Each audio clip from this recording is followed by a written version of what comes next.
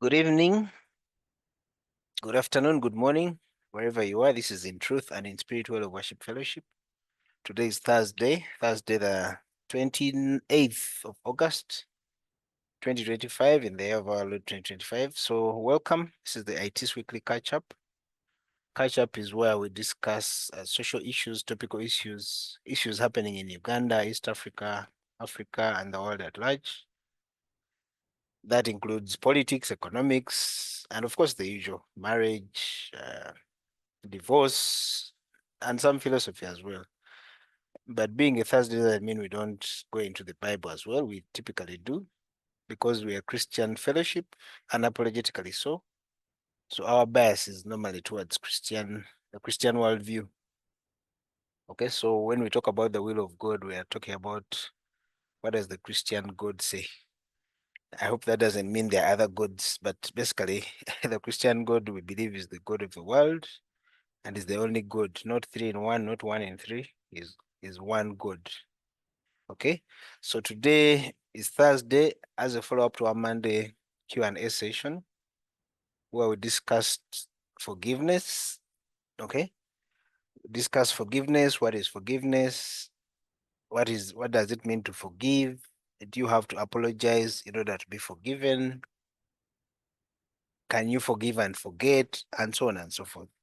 So as a follow-up to that discussion, I thought we'd talk about reconciliation because we all know that in the broken world, sometimes forgiveness is not possible.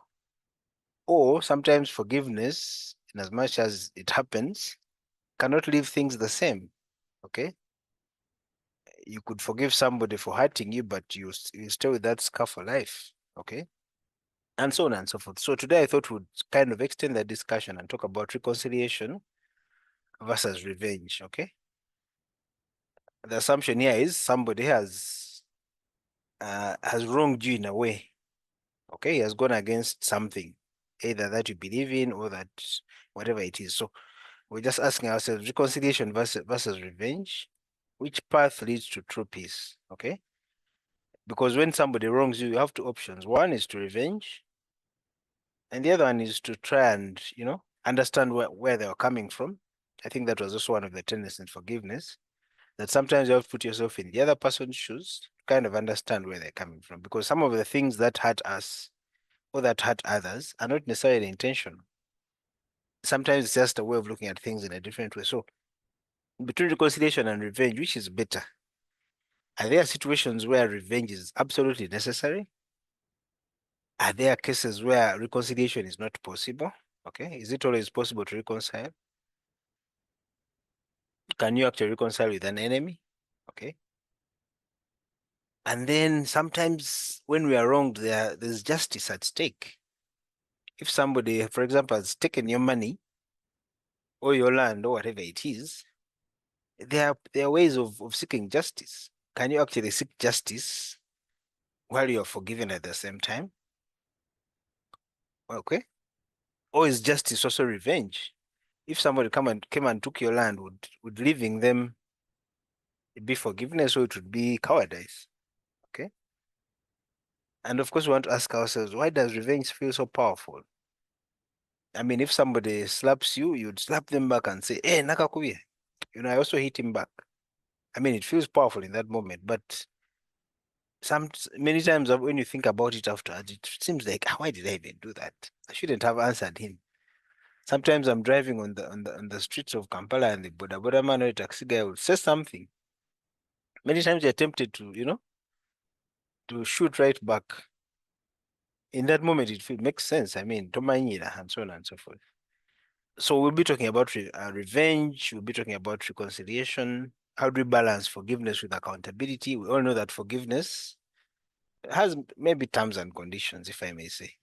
In as much as somebody has forgiven you, but they may never deal with you in a certain way. Okay? So how do we balance forgiveness with accountability? And of course, in the second part of the discussion, we'll bring in the will of God when it comes to these matters of reconciliation. Okay?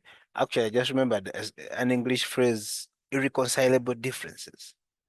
That is normally cited during divorce or other when relationships are breaking up. irreconcilable differences. Are there differences that are irreconcilable? What are those? Does anybody have an experience to share? And so on and so forth. Of course, this can also be extended to marriage, because I think marriage is where most of these issues are. Many times when you choose to walk away from a marriage or a relationship, what are those reasons? Okay. Can you actually reconcile with your person, with your spouse, but then walk away? Is that still reconciliation, or is that still forgiveness? Our brother here, Peterson, lost a father the other day. So Peterson, I'm sorry to bring in your example, but I think it's necessary. You know, the man is going to work early morning, and then some people out of nowhere come and, hack him to death, just like that. And no reason, no explanation given. So for someone in Peterson's situation, really, if they presented that killer to Peterson, or to any of us, assuming that was our father, would you really forgive that guy? Would you try and reconcile with that guy? Or would you just say, shoot this guy, get him out of my face? So, I mean, these are real issues. These are real things we deal with on a daily. I hope we'll have a fruitful discussion. Welcome aboard. This is In Truth and in Spirit, World of Worship Fellowship. And it's Thursday again. So, Peter, I'm going to start with you since I know at least you're able to talk. Let's start and, as always, let's try and define, or at least have a working definition. Okay. Reconciliation and revenge. Can you try and give us a working definition? Oh, it's a hard paper. Now, I would like to add another word, another R. Let us work with 3 R's. Okay. The first R is revenge. Second R, reconciliation. Third R, restoration. Let me begin with the latter. Restoration is to take you back to the original state. To take one back to the original unadulterated state. To a state which this was before it went bad. That's what I've called unadulterated. That is restoration. Reconciliation is a synonym also of conciliation. It means to win somebody back. To win somebody back, meaning this somebody has ever been yours, but you lost him, you lost her. When you reconcile, when you seek to reconcile, you cannot reconcile one who has never belonged to you. You can only reconcile with one who has ever belonged to you.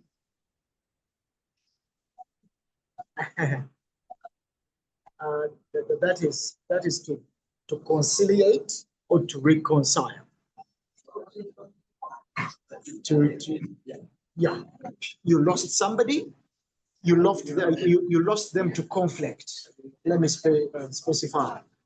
You lost them to conflict. You lost them to loss. You might have lost them to loss. You lost them to anger. Okay, you lost them to disputes. You lost them to divorce and so on. So when you reconcile with them, you're winning them back. Winning is the word, winning. In other words, reconciliation is a prize. It's a prize-winning activity. And the prize, no, it's not a prize, a prize-winning activity. And therefore, because it's a prize-winning activity, it is a task. It's an uphill task. It never comes on a silver platter. There is a lot at stake. There is a lot to lose. There is a lot to forego. a lot to forego. Now, vengeance, whereas reconciliation and restoration only works with people you had a prior relationship with, vengeance or revenge does not mind whether you have a relationship with them or you had a relationship with them or not. So vengeance cuts across. Reconciliation does not. Restoration does not. So for one to turn vengeful or to execute vengeance on you does not necessarily require that they or you have ever been in a prior relationship with them. So vengeance or revenge is what we are. Reconciliation and restoration are foreign to us. Let me pause here. I can return later.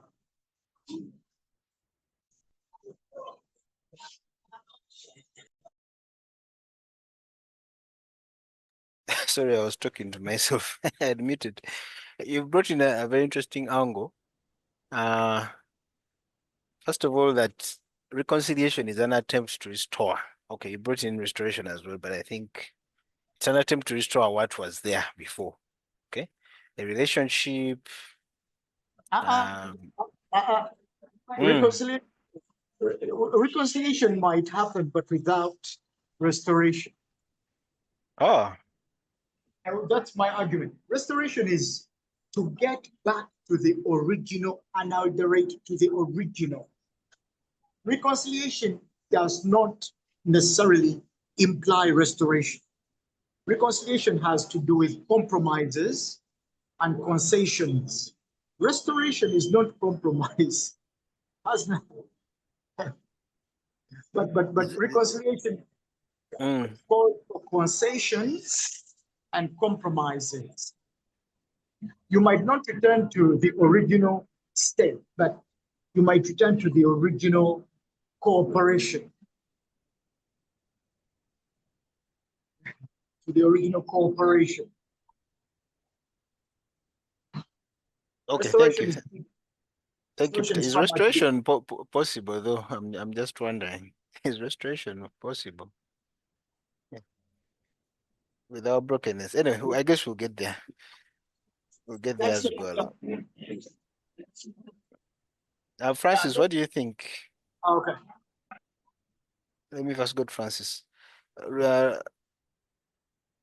Reconciliation, revenge, and then Peter's brought in restoration. What are your thoughts in terms of defining the terms? Or maybe with examples, if you have some, it could help. I think I'm also trying to figure it out, but I'm trying to find. I may not have an issue with the definitions, but I'm trying to find it. I'm trying to find it almost impossible for in our broken world as it is for someone to have restoration, because restoration is taking something back to the way it was, completely to the way it was. So in our broken world, I think we try. What we can do is to even relationships. If, for example, someone has a man and woman married, and one of you cheats or has a relationship outside marriage, and the other one forgives. However much the one who has forgiven may try to think of the spouse the way they thought of them before, there will still be suspected of some actions which were not suspect even before. When they go out at weird hours, when they pick certain calls, even if they have been forgiven, but restoration to me in our brokenness, it's something which is which we can only aspire to, but not really achieve, from my perception. When I look at when I look at it in those lenses, then reconciliation is getting back to someone. Yeah, reconciliation, I think for it, getting back with someone, or with other people, back into a relationship the way it was, maybe not the way it was, but getting back relationships which were lost because of some pain and hurt which was caused before. Those relationships, yes, can go back. Let them be communal. There have been communal sins committed and pain caused communally, and there have been truth. Is it truth? Yeah, truth. Not. Is it truth and reconciliation or truth? I don't know what they were. Were they truth and reconciliation, or truth, mazima, and reconciliation? I don't. They're both English words, and actually they seek to Uh, reconcile. Yeah, truce is I yeah, think a yeah, but reconciliation. I've had many commissions before in different countries where there have been communities which have wronged the other, and instead of revenging and taking the others to court and to prison, they wronged, forgive them, and try to get back together. Yes, I've seen communities get back together. In history, there have been there have been reconciliations, but there's not been restoration. There's been reconciliation, people, generations working together again, but uh, people never get back to the states they were before the harm was done. So that's my initial take. Okay, thank you. Isaiah, there's an example you normally give of that lady in Rwanda in the genocide who lost I think all her children. And then later she takes in the children of the man who murdered her. I don't remember. There's a story you normally give us here. What was They were that? Was that restoration or that was reconciliation? Well, they were Remember the neighbors. story you normally give us in Rwanda? Yeah, just give it to us again. Yeah, they were neighbors in Rwanda. One was a Hutu, another was a Tutsi, and they all had children. So when the genocide started, the Hutu family, because it was in power then, attacked the neighboring family. The children had grown together, played together, went to school together, graduated together, had some picnics and parties together. But when this ordeal happened, the Hutu family attacked the Tutsi family and killed all of them. It was only the woman, the Tutsi woman, who survived. The rest were killed. So because the Tutsi, also the RPF majority were Tutsi, captured the country and killed a number of those who participated in the genocide. And the parents of the Hutu family also were killed in the fight. So later on, when the Rwandan government instituted the Gacaca courts are community courts, where everyone had to, to testify what happened and others to confess what happened. These Tutsi women realized that the Hutu boys had become orphans, those who had killed her own children. And then she took them on and told them that now that you killed my children, and you also were my children because I raised you, you grow up, you were born in my sight and in my presence, I now register you as my children to replace those that you killed. So she took on those and turned the Hutu boys who had killed his, turned them into her own children. That is the story that that happened in Rwanda. So was that reconciliation? Was that restoration? Because Peter seems to say there's a difference. You see, excuse me. You asked whether that was Reconciliation or restoration, yes, you or see, something else. you see, moderator, language is a living thing that means something else when it is written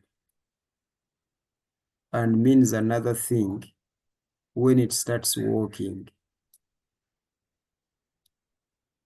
So, and this is where I have a problem as a theologian with the scholars in our field,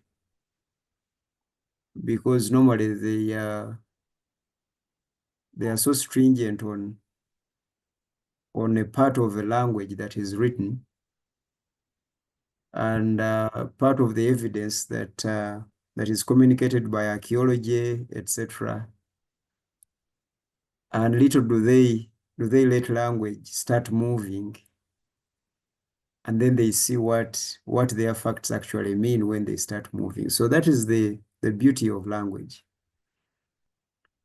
You can use a dictionary to look out the term reconciliation, and then look out the term revenge, and the dictionary will give you a meaning. But the meaning it will be giving you, it is that scholarly meaning of the written and the documented meaning.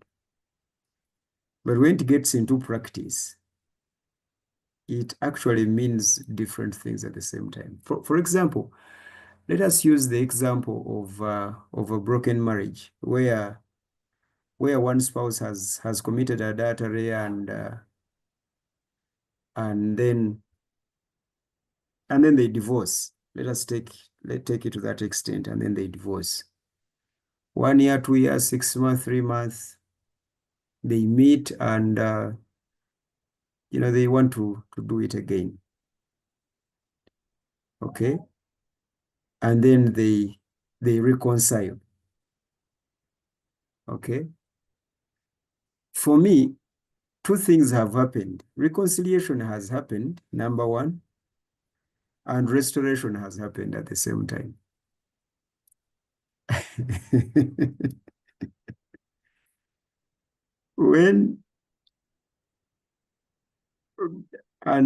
Where's the reconciliation? Reconciliation, the two lovebirds are back together at it. Reconciliation has happened. Where is the restoration? They are now married. Marriage has been restored. Now, I know majority of us here are worried by the attitude, the past, the psychology, etc. Well,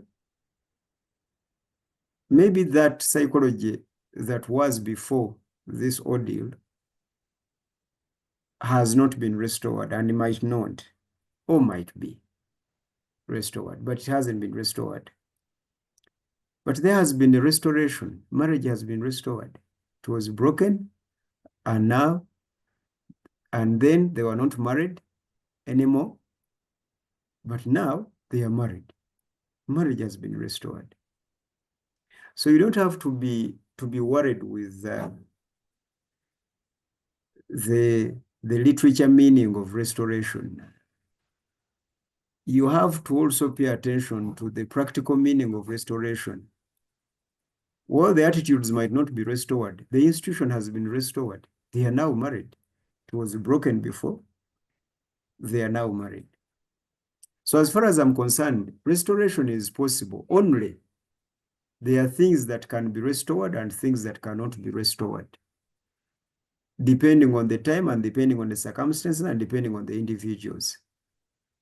So I am optimistic that restoration can happen.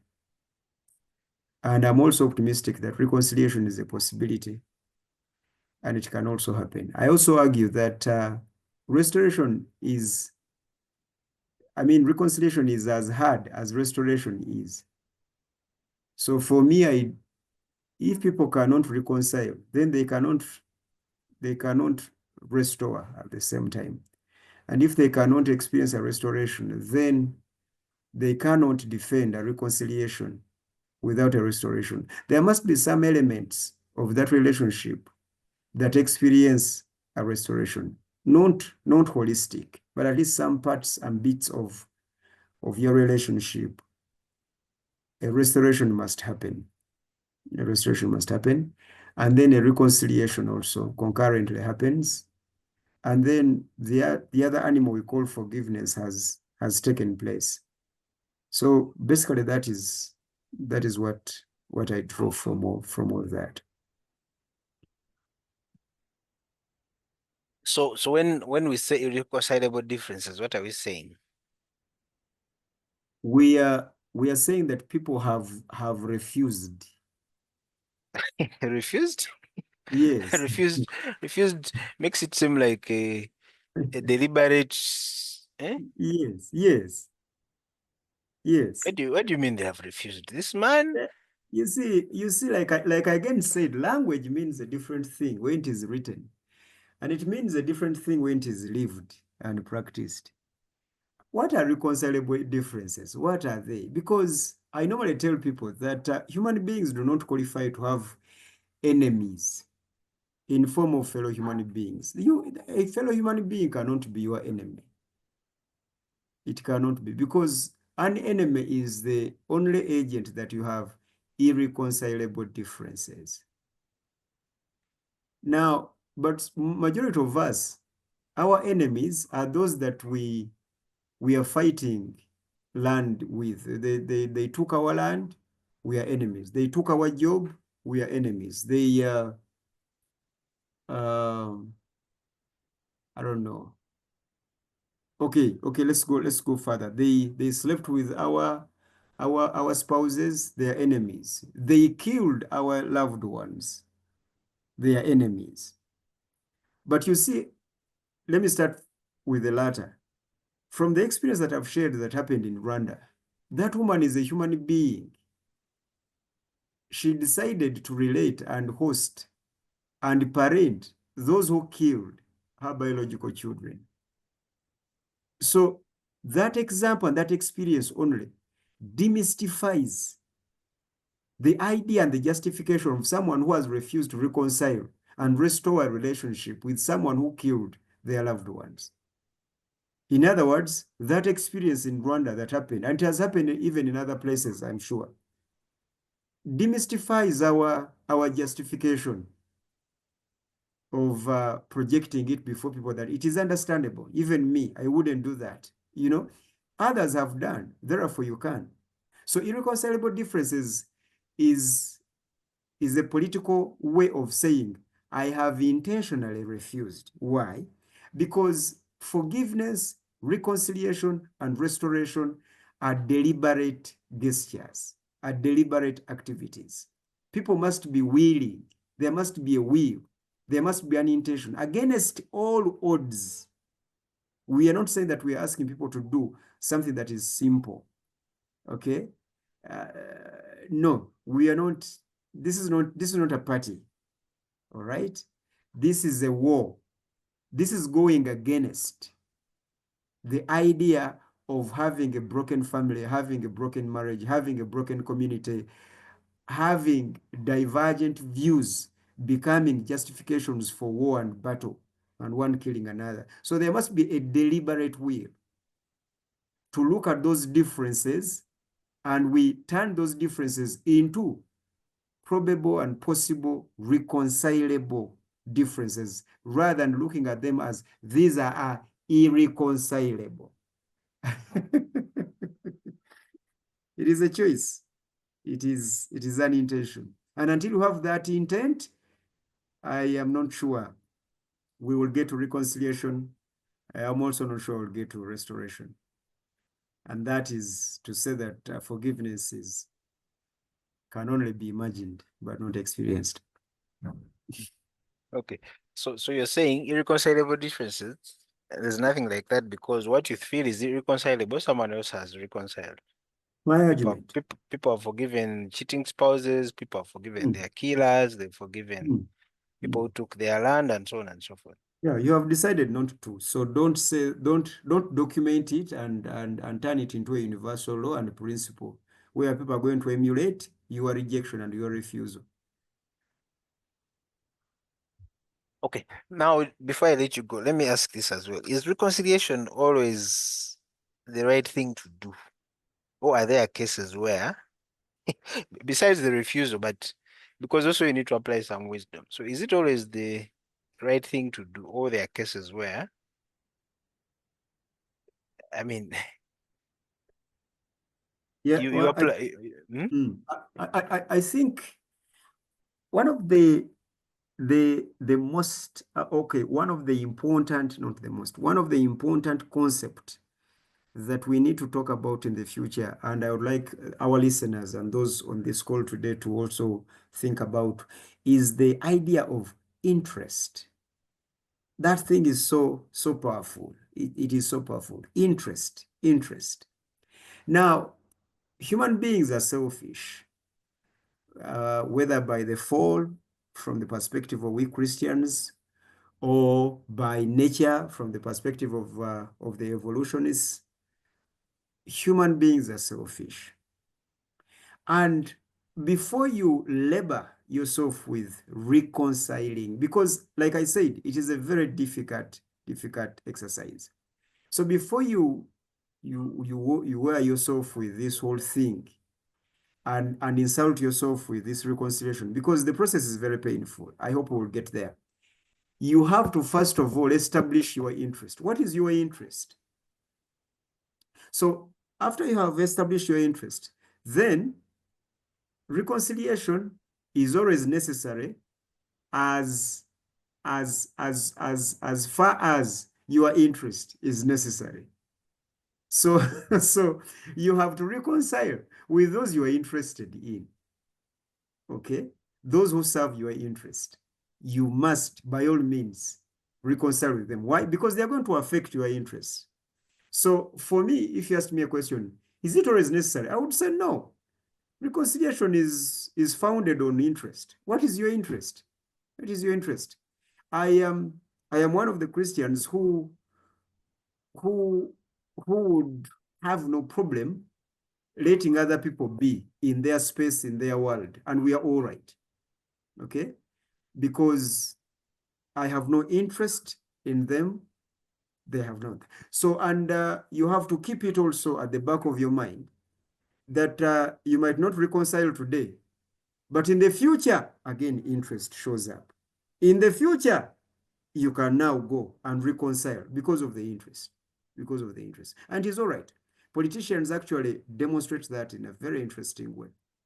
They do that occasionally. That is why for them, they argue one of their principles of politics. In politics, there are no permanent enemies and there are no permanent friends. Your enemy today is your ally tomorrow. Your ally today is your enemy tomorrow.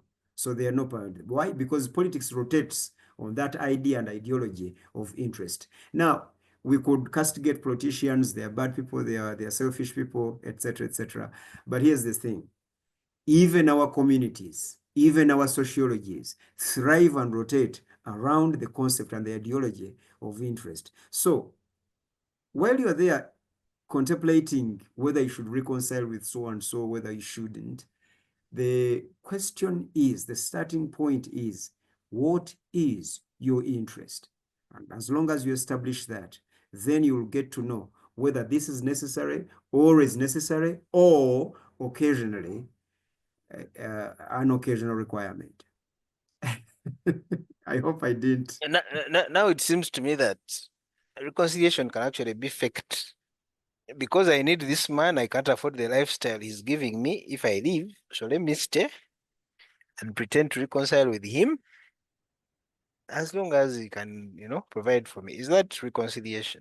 My interest is to continue living my lifestyle. What is that? Now, the beauty about interest is that after you have established your interest, okay, you have to contrast it with the interest of the person that you're going or the party that you're going to reconcile with. Because when you go to the table of reconciliation, each and every party on the table of reconciliation are weighing their interest. So there is basically no pretense. Everyone here has interests. Yep. Unless if you Christians are pretending that there are no interests, you just reconcile with the people you're not interested in. I only see pretense and hypocrisy with people who say that I want to reconcile with Francis at the base of not needing him. Why would you reconcile with Francis if you don't need him? For example, if I had a problem with Rutembana, with Francis, with Jethro, with Peter, with Opia Ryong, with Bob Muyanja, I'm mentioning these characters because these are the guys that I've spent a while with. Okay, with Henry Wamala, if I had a problem with that clique, I am going to do whatever I can to reconcile with any individual of that list, and the list is longer. But I'll make sure. Why? Because of interest. And for them also to accept my apology, my proposal, it's because they have an interest also in me. If they are not, we are done. They won't even give me a chance. So moderator, there is no pretense. Do not be scared by the term interest. Reconciliation, forgiveness, etc. rotate around that. He's my family member. He's my brother. He's my sister. He's my father. There are some interests there. Family, at least, to start with. Then that can work as a foundation to constitute the nature and how the reconciliation is going to be. So you can't come from what's it called? From a An basically, objective point. yes, an objective point of view. That's what I'm Kwenda huko.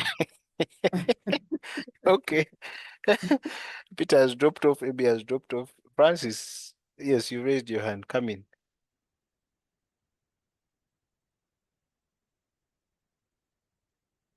Francis? The guy left his hand here. I don't know what he's using. Ah, Whatever. yeah, he has just put it up, by the way, because I Yes, just saw it. that's what I'm saying. That he put up his hand and went without it. I hope he doesn't need it where he's going. Anyway, yeah, okay, interests. Okay, so as we wait for Francis to come, now the issue of reconciliation and justice or accountability. Sorry, Mr. Musoke. Okay, Francis, yes. Actually, I was hearing, but I'd failed to get back to where I can to unmute myself. Okay. I was touching my phone and I was failing to unmute myself, but I've been around. What I was wondering is I know I appreciate that concept of interest, that it's easier to reconcile with someone you have interest. The interest, he's my friend, he's my family, he's my neighbor, he's been providing me with this, he can give me this, he can do that for me, things like that. So that interest, yeah, it makes more logic to find ways of forgiving and reconciling with someone in that state. No, but I don't know whether I'm assuming so much or what, but I believe there should be those rare cases whereby you can even reconcile with you can forgive and reconcile with a total stranger for whom you have no interest. Okay, I'm calling them a stranger, but I'm for someone with where you have no interest, but out of can I call it Christian reconciliation or something like something can propel you to. I've been in situations whereby there are people I don't.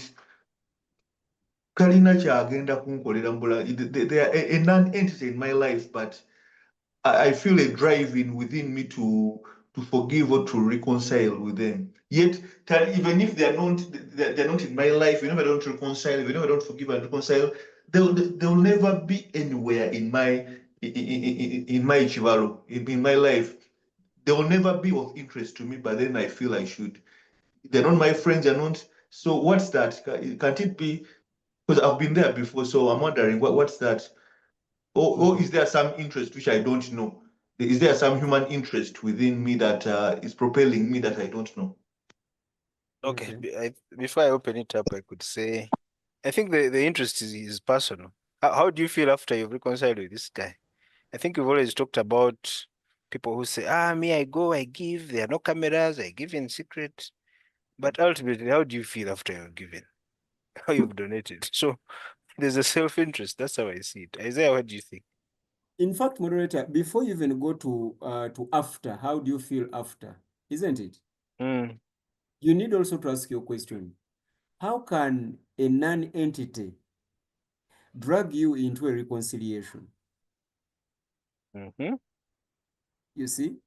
The people, because when we say interest, we're not talking about people you're going to benefit from materialistically. No, Only. no, that's not what we are saying. Not only that, when the concept of interest is people being together. Rutembana is my brother. Serubide is my brother. Whether I materialistically benefit from him or not, he's my brother. I cannot afford to lose that relationship. They have an impact on me. I have an impact on them. Okay? I don't remember sending money or anything to Peter or Rutembana myself. I actually don't remember. I don't think MTN has got that record of money from my phone to their phone. You see? Now, interest is not about the materialistic gain. No. Interest is that person in your circle. If he or she is a nobody, why are you even reconciling? Because a nobody cannot hurt you. They cannot. There are many people who insult me on Facebook. I don't know them. I don't even reply. There are many people who insult me on social media. I don't know them. I don't even reply. But if a certain character does the same, before I reply on social media, I call them or send them a text message. Why? Interest. Interest. So let us, Christians should stop acting like they have dropped from heaven. We are interest oriented, and reconciliation will only happen. You see, we have held many reconciliation meetings and some people have not showed up. And when you ask them and say, no, I'm not interested, I'm not interested, let him think what he wants to think, let him do what he wants to do. I am done with that. I don't have time for that. And the person doesn't show up. What are they saying? They are not interested. Not interested in their forgiveness. Not interested in that reconciliation. Not interested in that relationship. Why? Because even originally they were not. They were not interested. So for me, a nobody, Elder Gorobi, Yes, cannot please. cannot seek your forgiveness, because really a nobody never hurt you. They are a nobody. But now that you are even forgiving them, you are giving them your forgiveness. They are someone. They are somebody to you. They are somebody to you. Moderator. Okay, Francis, have you been answered? Yeah, I've been answered. Yeah, it's actually from the onset when you gave that example. I mean, when you gave that answer before precisely I came in. Yeah, because many times the interest even can be a selfish interest whereby it's it's good. It feels good to forgive someone, to be at peace with some other person. So even starting with that, before I go to the other party, Yeah. the question is answered. Yeah, Yeah. thank you. Many times it's really about us and how we feel and so on and so forth. Okay. Peter dropped off. I don't know at what point. But in case you're just joining in, this is In Truth and in Spiritual Worship Fellowship.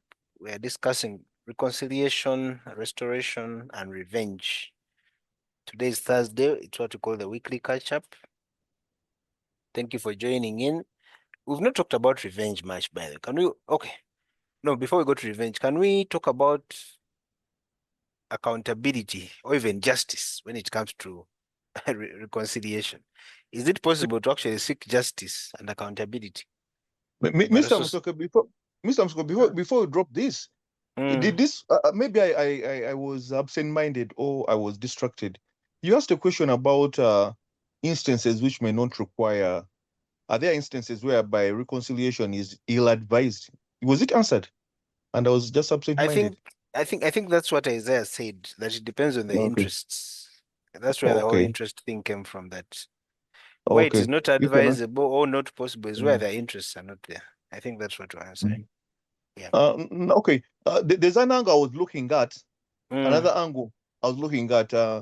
You may forgive someone, or you may be forgiven for something, and but whatever you've done, you seem to be like the person who has wronged, and you'd love to reconcile with, seems to be hell bent on repeating that which they did, the harm they did, if you dare reconcile, even if you have the interest. I'm looking at an instance whereby you want to reconcile with someone with whom whom is hell bent on repeating the harm, or sometimes he's not hell bent on repeating the harm, but is too broken that he will find himself like that crab uh, in Lucifer's files, the crab which can't help itself but to to to to to harm the whatever was helping it to cross the river.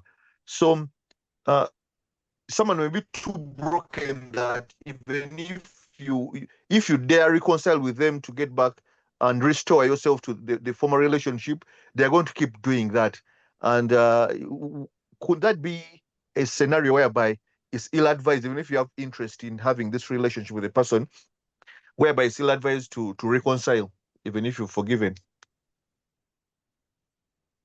Yeah, I think that could be correct.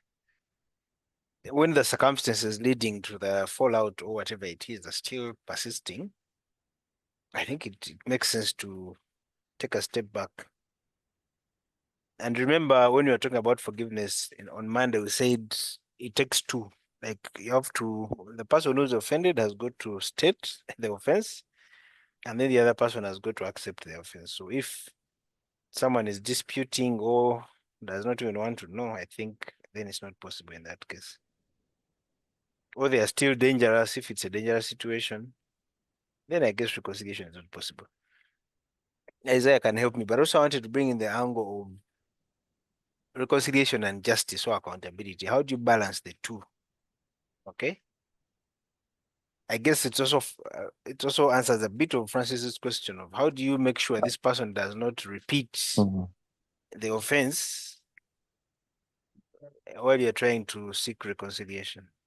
Do we need to first define what justice is, because it's a heavily loaded concept in this case? Yes. I think justice, maybe we can use an example. Imagine someone grabbed your land. So as you seek reconciliation, do you go to the courts of law as well, or does reconciliation mean, okay, I give up the legal process, the legal procedure in this matter, but please do not do this again to me? I don't know if that's even a good example. You guys can help me. Isaiah, do you want to help? I don't know if I'm making myself clear in what I'm asking. Because in forgiveness, we said things may never be the same exactly. You may forgive somebody, but not deal with them in a certain way. For example, if it's money related, you may say, okay, I've forgiven Francis, but when it comes to money, I'll either just give him or not lending him at all. Something like that. I think those are kind of boundaries around the forgiveness. So it's what I'm also asking in terms of reconciliation. Is it possible to actually reconcile but seek other means to ensure the situation does not happen again? The way I understand justice is like justice is fair treatment. So if harm is done, what is fair? If a particular amount of harm has been done to me, for justice to prevail, that very harm should be done to the person who did. Equivalent harm should be done to the person who caused that harm to me. That's justice. Actually, an eye for an eye is justice. I would call that just that would be justice is fairness in treatment. See, actually, if I would be simplistic, it's yeah, I'll call it fairness in treatment, whereby yeah, because when you go to courts of law seeking justice, they have the weighing scale. In the legal system, we have the justice. Justice is there is a weighing scale to define justice, whereby when 1 kilogram is on one side of weighing scale, another kilogram should be on the other side of the weighing scale. So it's equal and the same treatment or harm or whatever happening to both parties. So for someone for justice to be done to the victim of anything and a wrongdoing, a similar, that's why the Hammurabi law came about, the an eye for an eye, because it's a similar treatment should be done to the other person. Yeah. So Or something which is of equal does that value. mean justice is a form of revenge? I don't know, maybe we are going to define that, because in the legally speaking about it, we use the weighing scale to mean justice. So what's on the right hand side should be equal to what happens on the left hand side for justice to be done. And yeah, Yeah, so because maybe we can revenge discuss that. is Yeah. you killed my child, I kill your child. Mm. Isn't that justice? You cut off So my hand, I cut off your hand. to me, I would understand that with forgiveness and reconciliation, we don't look, justice is pushed aside. Yeah, I don't think there's any justice. Actually, there's no justice even in grace. There's no justice in grace, in Christian grace and all that. There's no justice, because if you are pursuing justice, then we we all need to die and perish. We don't need a second chance. To me, that's justice. So justice and I don't see, they don't go hand in hand. They don't go hand in hand. Okay, thank you. Yeah. Peter, what do you think? Can you have justice and reconciliation or restoration at the same time? Or is justice a form of revenge, which we are going to go into shortly? I don't know whether I will have taken you into another animal, but justice begs a big question called, what is the right thing to do at this moment? Justice has that question. When she has killed or he has strangled my child, what is the right thing for me, whose child has been strangled, to do? Now, I don't know whether that's a standard question, because it is justice where righteousness is. So what is the righteous thing to do when you kill my child or you murder my child? Would killing your child be the right thing to do? Or I'm speaking in the oughtness. I'm speaking in the, am I speaking idyllically?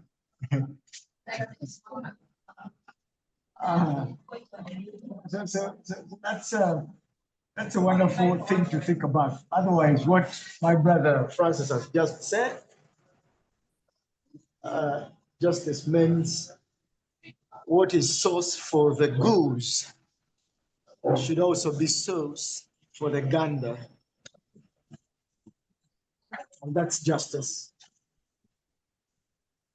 But I don't think we can have justice and then reconciliation. We cannot have two at the same time. If justice means what is sauce for the goose is also sauce for the gander, then reconciliation and justice are two apart, as East is from the West. I submit. Okay, thank you, Peter. Thank you. Isaiah, what do you think? Okay, Mr. Musoke, Francis. before actually Isaiah comes in, I remember doing. I'm just driving my head back to. I did some form of law some years back, And when I was doing international relations, I did international law. And when I was doing finance and accounting, I did business law.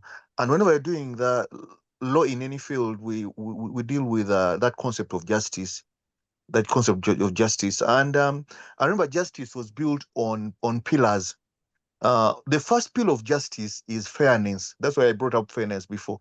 That's the first pillar of justice, that whatever happened to me, it's fair to happen.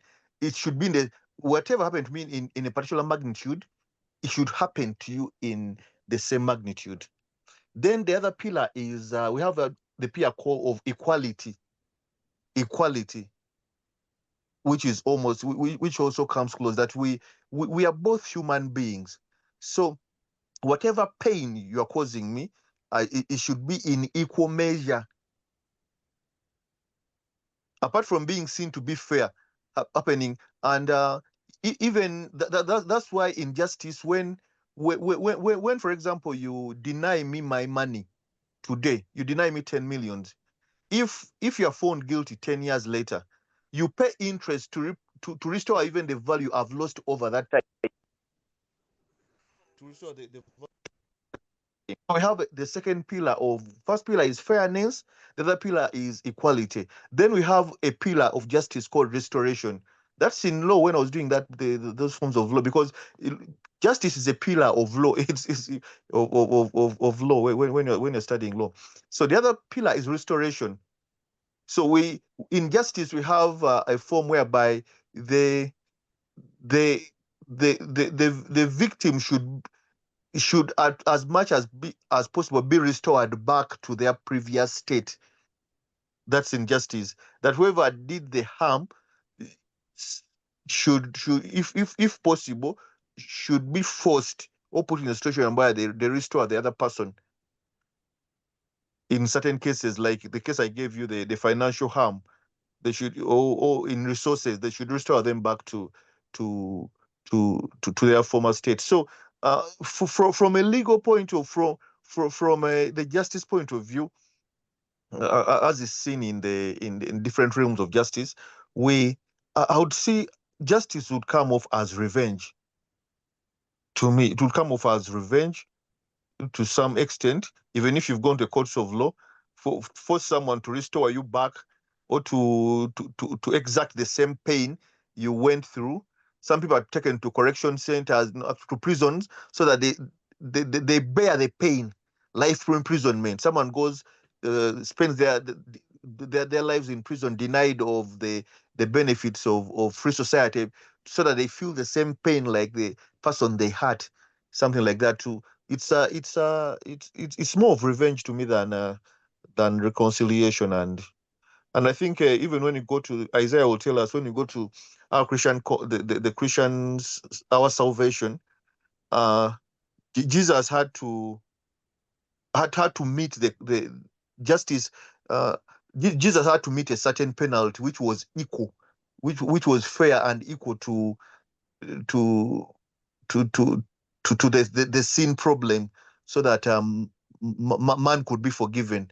Jesus could not declare for justice to be served. Jesus could not just declare that man is now free of sin. God couldn't declare that. God had to meet a certain cost which was deemed fair and equal to sin, capital S, capital I, capital N. So I think, to me, justice in that case is contrary and parallel to forgiveness and reconciliation. Okay, thank you, Francis. If someone wrongs me and I say, okay, I've forgiven you, we can become friends again, but do not ever do this again, or do not ever cross this line again. Is that still within the parameters of reconciliation? You can also talk about revenge, or rather justice, Isaiah, in this regard. Is Well, justice a form of revenge? okay, I don't know whether I should start from that point. I was running into fixing a few things around here. But at the point when I left, you were asking about justice and accountability in the context of reconciliation and Yeah. Yes. and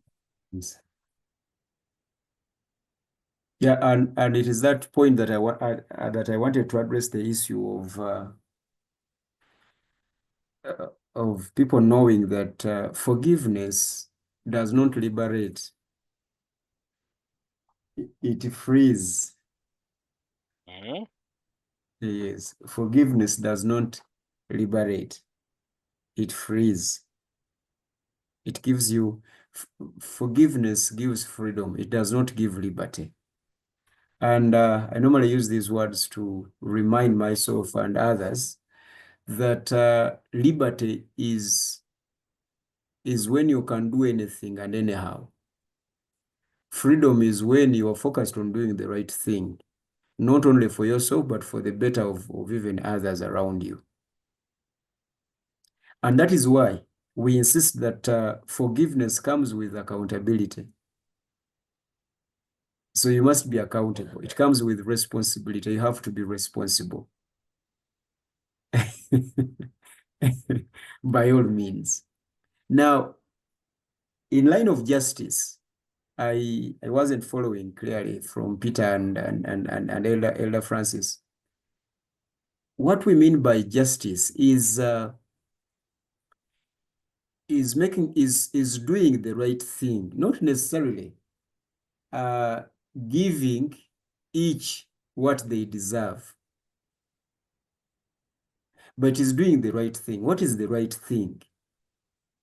For example, in some reconciliation meetings, it is okay to rebuild the house that you broke and you destroyed.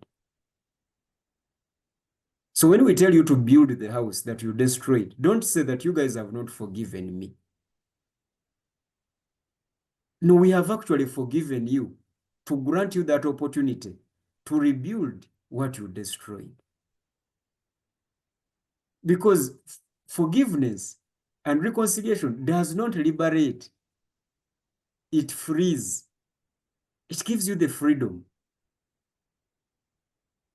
Now, what you go through building what you broke is going to make you someone better. You remember when we were talking about forgiveness last time?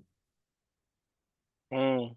Yes, I told you that you give someone an opportunity to become someone better. You grow them, you nurture them. So going through that process of building back what you destroyed is forgiveness.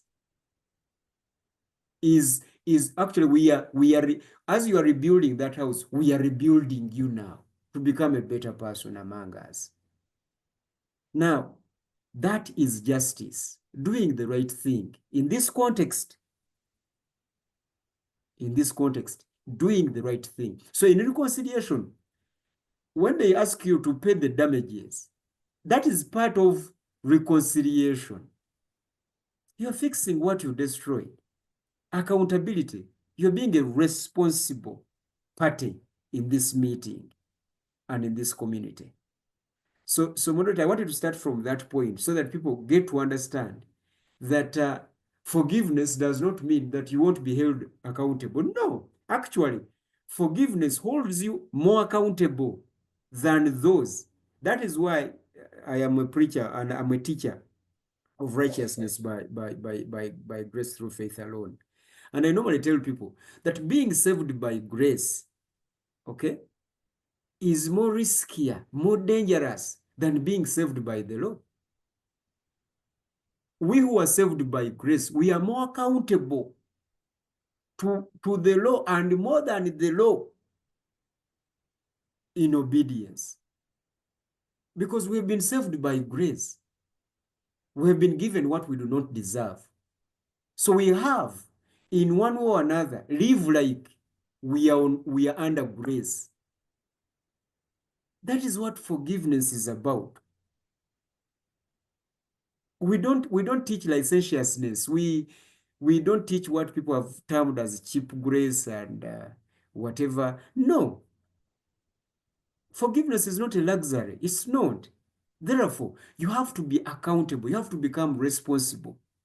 You have to pay the cost of redefining yourself and representing yourself before those who had understood you in a particular way.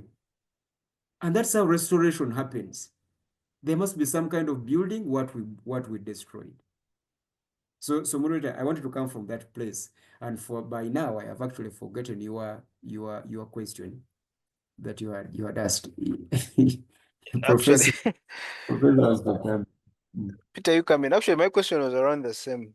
Reconciliation, justice, and restoration and reconciliation. Peter, you come in. If the one you reconcile with, the one you restore, the one you forgive, has the potential in themselves and capacity to do what they ought to have done before, then they do not need, in fact, they fall short of deserving reconciliation.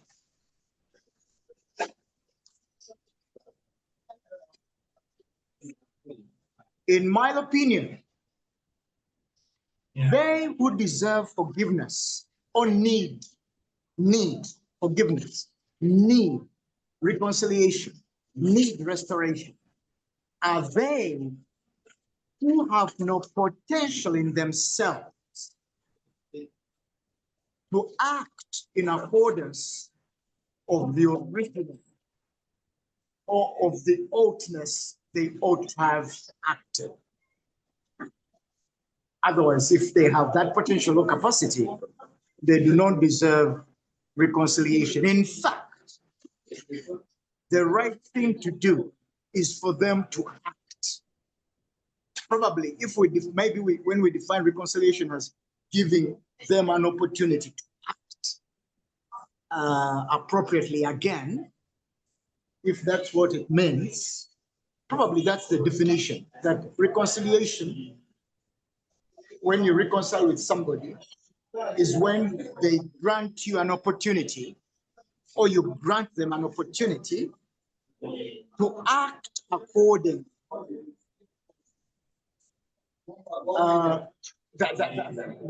Probably if we agree here, but to my opinion, they who need reconciliation are crippled, are irreversibly crippled.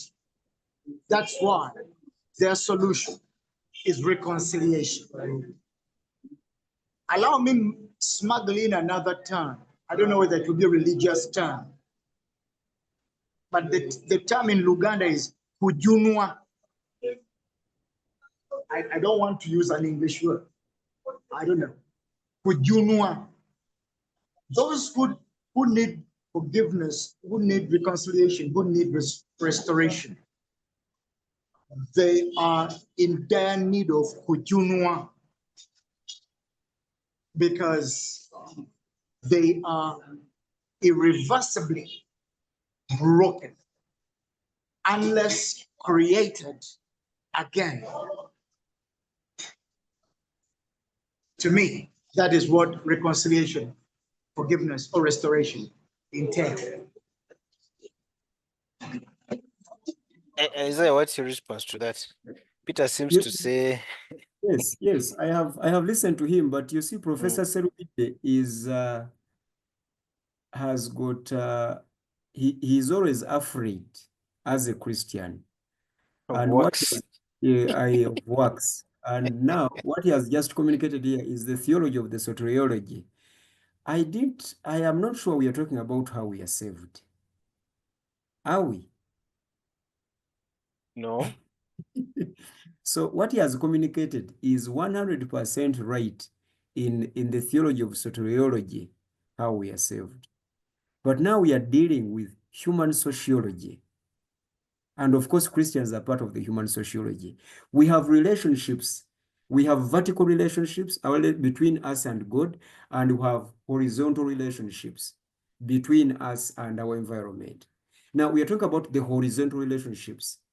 Those who want to kujunwa, okay, in these horizontal relationships, sociological relationships, must act like they want to kujunwa, must act like they have kujunwad. Kujunwa is being helped, is mercy, being given mercy. Now, you have to act like you have been given mercy. You have to participate in this reconciliation. You have to show interest. You have to human relationships thrive on effort. They thrive on effort. Say that again. Human relationships thrive on effort. It is not like the relationship between us and God. Because between us and God, it is God who does everything. That is because we are broken. So where there is okuyunwa, there Yes. must be okufuba. As a response of that kujunwa. So you must be at your best behavior with the person that you had before. Yes. That's how you build relationship with fellow human beings. Then pastor, Yeah. then the reconcilee Hmm. probably has a greater burden to shoulder than the reconciler. Yes, but you see, it depends on the issue. Sometimes those who are reconciling are on equal footing.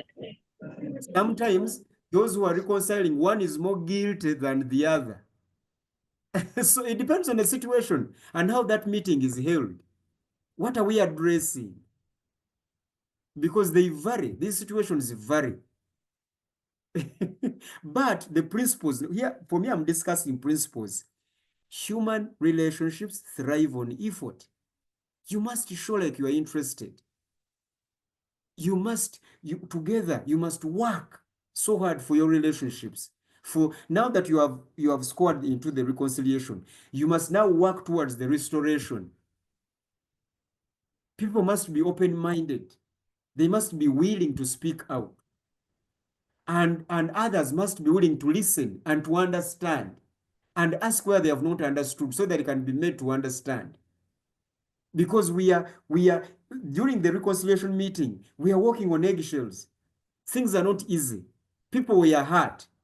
That's why last time I told you that before you become logical, I was actually debating with Elder Francis in the last meeting. Before you become logical, first focus on the emotional intelligence. Because we are human beings. It's not only the one who who violated the relationship that is broken, but even the person who was violated was even broken prior to this harm. So we are fallen human beings, broken. When we are reconciling, remember that we are reconciling the weak. We are reconciling the broken already. And those who have been broken have been damaged. That's the nature of that meeting. Things are not easy. So effort. Thank you, moderator. So Peter, human relationships are not like God's relationships. Not at all. They thrive by works. That's why we do the things we do to maintain them. Anyway, okay, so we have about 17 minutes to go. I wanted us to talk about revenge and probably the will of God. We've not spoken much about revenge. Why is revenge so easy?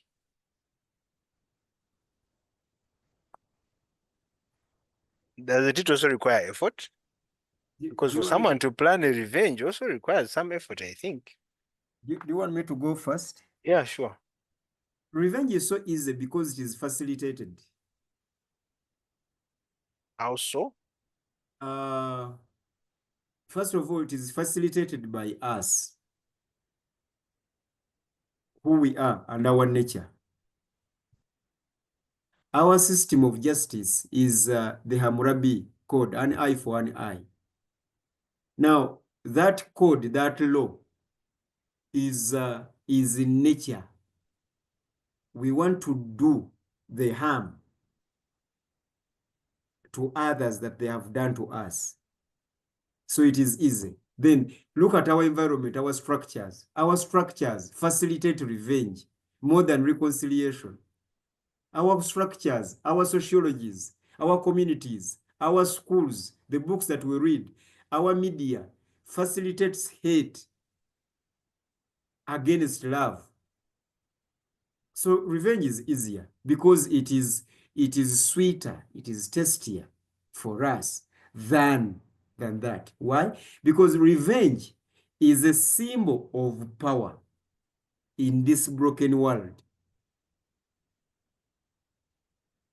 So the ideology of the Christian ideology of power that says that the powerful should serve the weak. No, the foreignness ideology of power, this is the law of the jungle, survival for the fittest. Someone slaps you, you punch them back, and punch hard. And it is sweet. You feel the satisfaction. It is part of our natural problems. So that is why it is easier and sweet.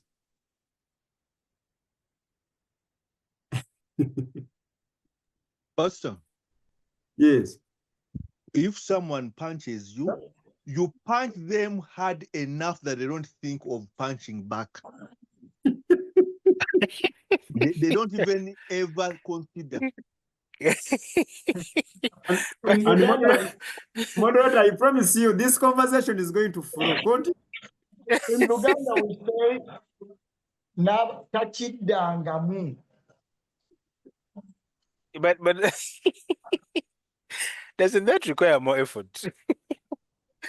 Because you have to multiply effort by like 5. Mr. Musoke, Uh-huh. it's Mr. very Chairman. natural. It's very easy to punch back the way I've explained it. It's very, it comes naturally. Actually, it doesn't require any effort. I'm telling you. You need to, Mr. it's a reflex action. It's a reflex action even to punch. You don't think about it even sometimes. Yes, So there's no 100%. effort. There's no There's effort. Yeah, Mr. Chairman, Yes, Peter. in this very talk, in this very discussion, isn't it high time each of us made it clear about what is the center of interest? What is the center of interest that keeps me with Isaiah White? I think this also is very important, that at a certain time when we fall into dispute or in a dire conflict that tears us apart, and one of us or both of us start working towards reconciliation, I think it is important to have first come to terms with what interest, like we called it here, what interest has kept us together? What is the magnet?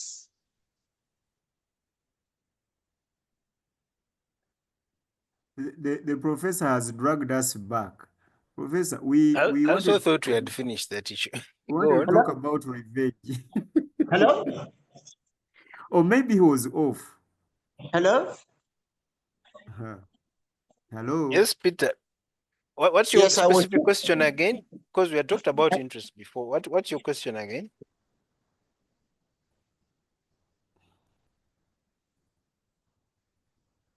Okay. Okay, his network also might have. His network also needs No, reconciliation. somebody is calling me. If someone has interest in you, then this room. So I was saying, hello? We can hear you, Seruvide. That at a certain time, I will conflict, I will dispute with my brother White, Isaiah White. Now, but of course, this is a record. We have conflicted and so on and so on. And we have kept on reconciling and we have kept. So we need to define, now that I'm with Isaiah, now that you're with that wife, now that you're with that neighbor, with that person, your business partner, and so on, isn't it important that you define what has kept me with you? All conflict and disputations and disagreements notwithstanding, is this. Well, This is my well, Professor, your question for me, I hope I have understood. There, that so the that interest,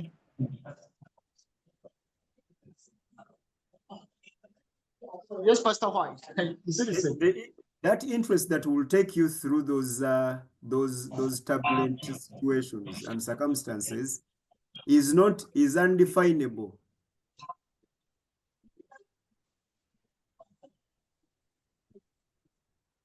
Because people who are with you because of food, and I mean materialistic things, they are with you until they get their interest served elsewhere.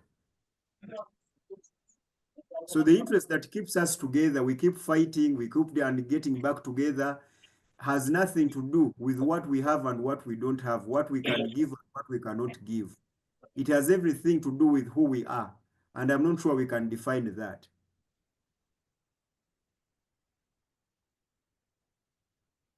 So it is a kind of interest that if you woke up today and you are no longer interested in Christ, and I am here still preaching the same Christ, we can still be talking and discussing, and you can still be coming on these Zooms here to defend your position. Why? Because it was not even about Christ. In this context, I mean religious affiliations. No, you are here because you have an interest in these guys, and you have an interest in what they are saying, and you have an interest to know what they say about what you believe and your position. This is your circle, it's your bubble. How do you explain that? Why are you with someone that people do not like, even at your home? It's the same thing that is happening between David, the rebel to the government of King Saul, and Jonathan, the prince of the sitting government. They're interested in each other. They have interests. David wants the kingdom. Jonathan cannot deliver it, and he goes and fights actually. Then after fighting, they meet and talk and take coffee. Ah, today you beat us. Hey, we strategized better. What is happening between Jonathan and David, who actually are at war, but again friends?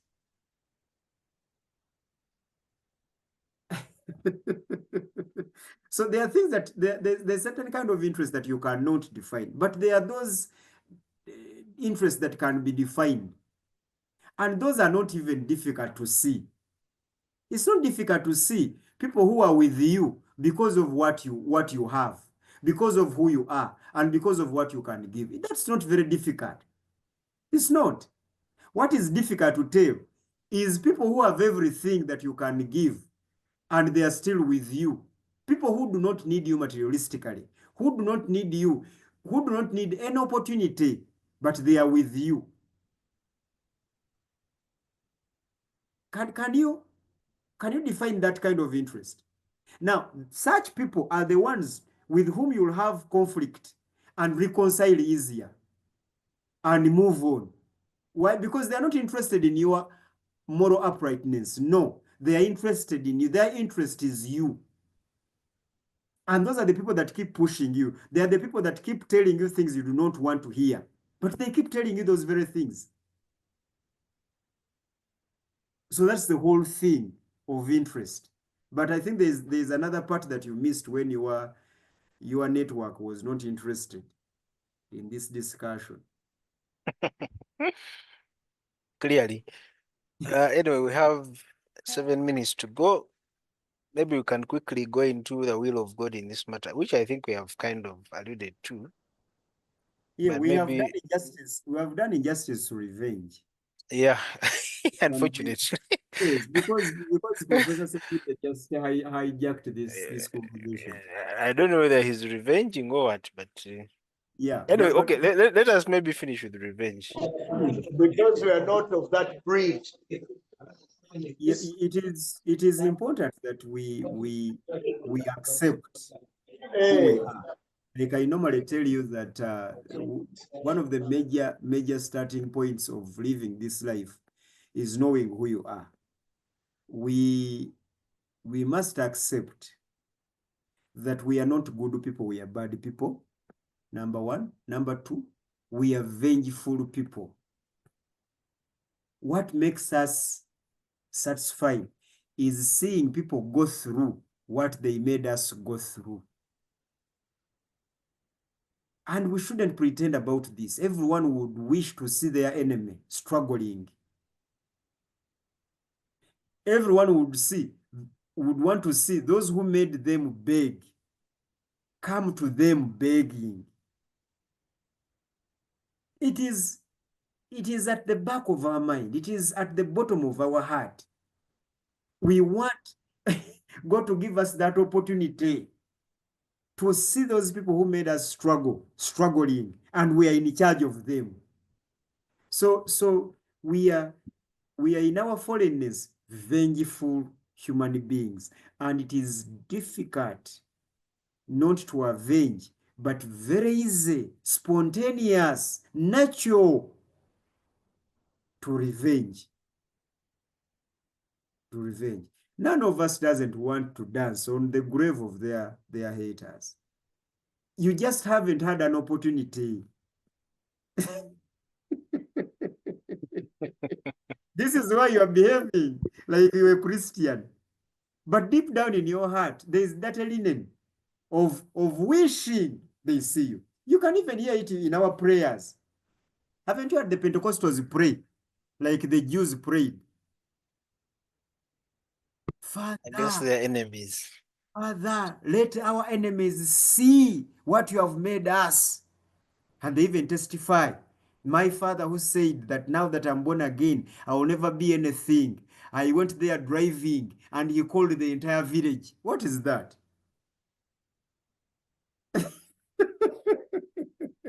And they are saying these things in church in the name of Jesus Christ. This is who we are. This is who we are. We like seeing our enemies, those who are against us, struggling. So this Christian ideology of win-win does not work for us. Ours, we either win or they lose. That's our language. That's our language. Yesterday I slept late. I was watching a match between my club, Manchester United, and Grimsby. A fourth division team beat us. And we are out of the Carabao Cup. By those small fools. How can they beat us?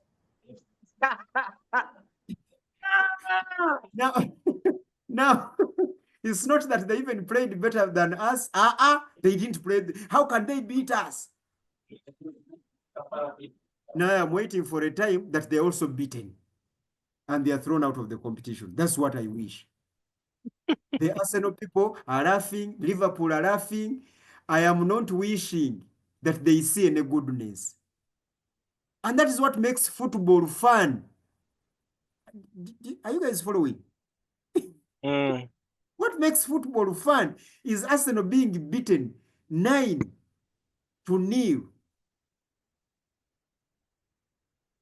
So I sleep happy. I sleep happy. Arsenal has lost. I am happy. That is who we are. That is why football is popular, because there is always a loser. No one is always happy with a draw. People walk out of a draw match annoyed. Why? They have not won and their enemies have not lost. That is who we are. That is who we are. So when Jesus says that we need to be born again, he's also talking about that nature. That nature. Starting slowly by slowly, spirit bearing fruit in us, so that we now kill the vengeance in us and start supporting the so-called enemies of us to succeed in what we do. But revenge is sweet. Very sweet. Francis, did you want to say something? Along though you unmuted yourself. We have only 1 minute to go. No. Actually, I'm good. I'm good. You're good. My points are all touched. Okay, thank you. My sister Evelyn, are you okay? Wow, Evelyn. So you have come to revenge. Okay, anyway, Evelyn is quiet. Peter, do you want to say something as we close?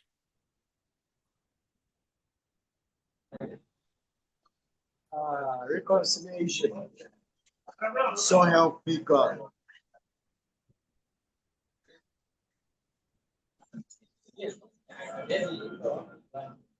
Okay. Thank you, moderator. Okay. Thank you guys for joining. I will be back again on Monday with the Q&A. I think Isaiah is the moderator. God bless you. May he keep you and may his cause face shine upon you. Until we meet again. Bye-bye. Bless you and bye.